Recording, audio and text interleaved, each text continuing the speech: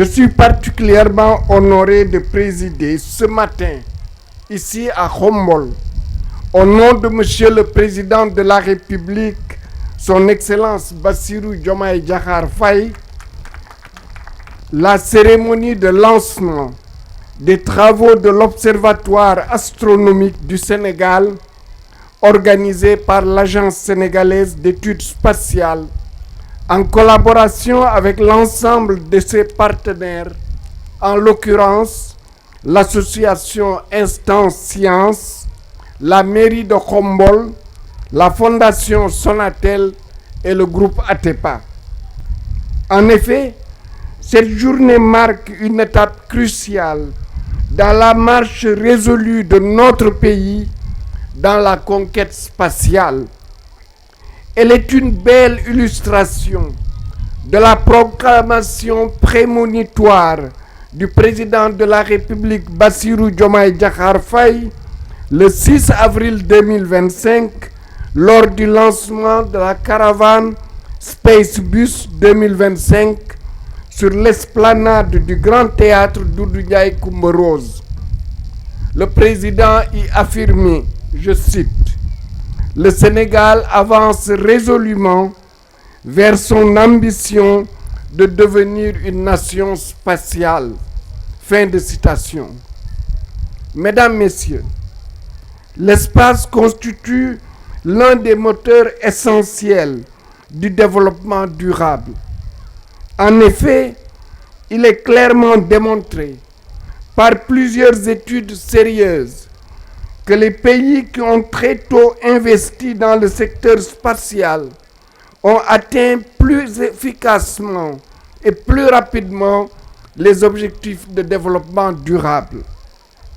L'importance des données satellitaires d'observation de la Terre dans l'appui au processus de décision n'est plus à démontrer. En effet, la disponibilité de données issues de l'observation de la Terre permet aux décideurs politiques d'adresser des solutions efficaces et durables pour divers secteurs socio-économiques. Dans cette perspective, l'avènement du New Space offre à nos pays, en quête d'émergence, d'innombrables opportunités pour mettre en place et développer des activités et une industrie spatiale avec des solutions satellitaires innovantes en guise de réponse efficace aux besoins de l'État et des citoyens. Pour le cadastre et l'aménagement du territoire, la géomatique, l'agriculture et l'élevage, la gestion des ressources halieutiques, la climatologie et la météorologie, l'énergie et les mines, la santé avec le développement de la télémédecine et le développement de systèmes dynamiques de suivi des épidémies, la sécurité et la défense et la surveillance des territoires, l'éducation et le développement des sciences, le développement du téléenseignement, la recherche scientifique, le développement industriel, technologique et de l'innovation, je pourrais continuer ainsi. À ce titre, nous notons avec satisfaction que la feuille de route de l'Agence sénégalaise d'études spatiales est parfaitement alignée aux axes et orientations stratégiques de l'agenda national de transformation Sénégal 2050. En effet, elle vise à contribuer par le biais des technologies du spatial à l'aménagement et au développement durable du territoire, au développement d'un capital humain de qualité et à l'impulsion d'une économie compétitive s'appuyant sur les principaux moteurs de croissance.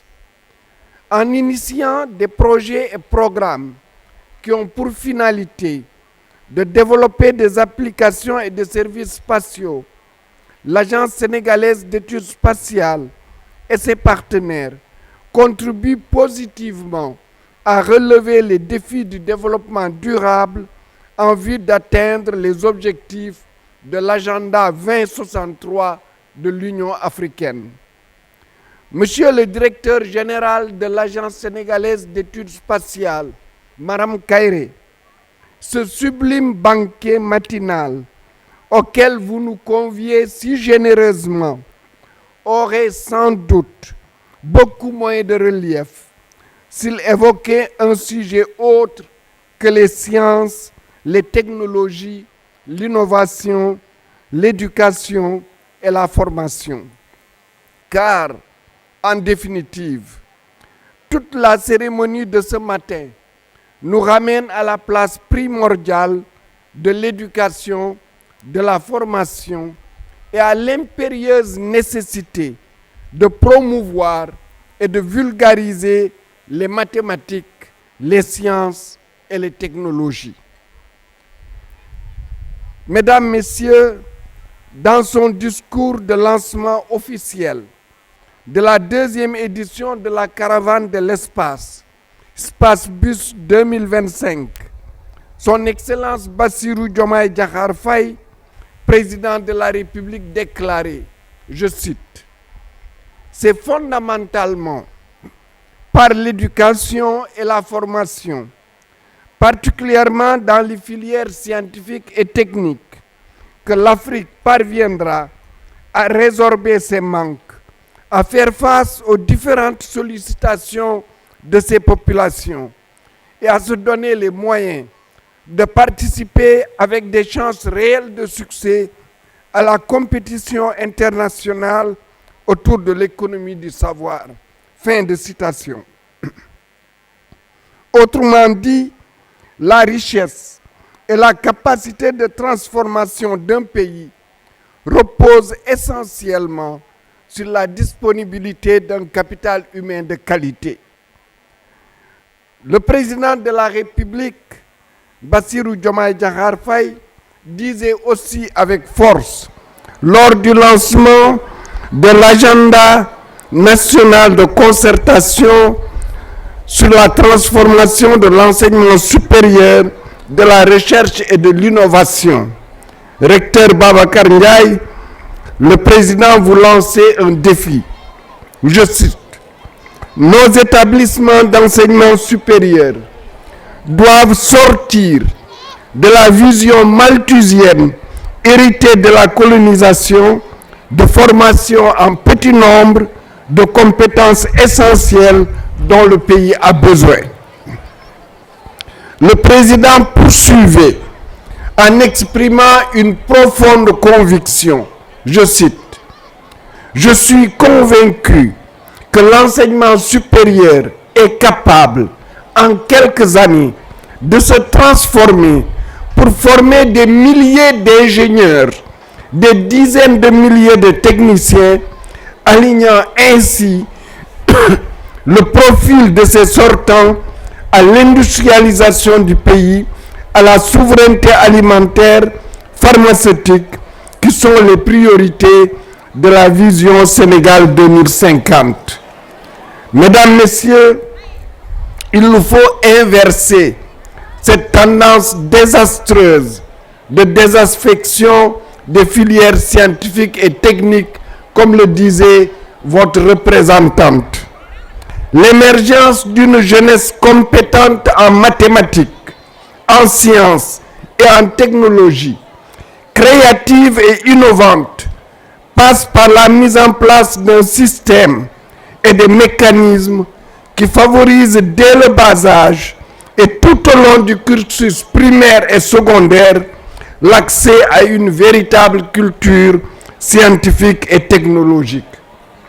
Car aucune nation ne saurait atteindre un réel développement économique et social sans un système performant d'éducation, de formation, de recherche, de sciences, de technologie et d'innovation.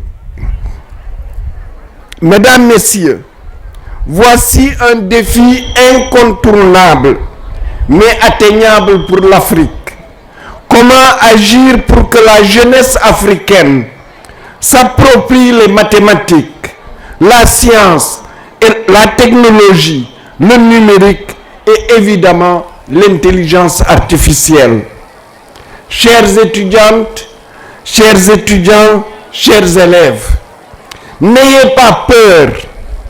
Osez aller à la rencontre des innombrables métiers qu'offrent les mathématiques, les sciences, les technologies et le numérique. C'est en vous armant jusqu'aux dents de ces connaissances et compétences que vous serez les bâtisseurs et les artisans de la souveraineté économique de notre pays et de la prospérité de ses populations. Soyez des passionnés de science, des infatigables créateurs technologiques et des amoureux de l'innovation. Mesdames, Messieurs, les initiatives comme celle qui nous réunit ce matin sont de la plus haute importance car elles contribuent à la fois à renforcer nos infrastructures et équipements de recherche et à encourager nos chercheurs à susciter chez les plus jeunes le goût des mathématiques, de la science et de la technologie. Le développement de l'Afrique, de chacune de ces régions, de chacun de nos pays, passe inéluctablement et préalablement par un effort collectif d'accumulation et d'appropriation de connaissances scientifiques, technologiques et techniques. Il nous faut transformer les connaissances scientifiques en produits, biens et services capables d'impacter positivement et durablement le développement économique, scientifique, social et culturel de notre continent. Les applications issues des technologies spatiales peuvent grandement y contribuer. Ainsi, en lançant ce matin les travaux de construction et d'équipement du premier observatoire astronomique du Sénégal à vocation sous-régionale, l'Agence sénégalaise d'études spatiales et ses partenaires inscrivent leurs actions dans l'ère du temps.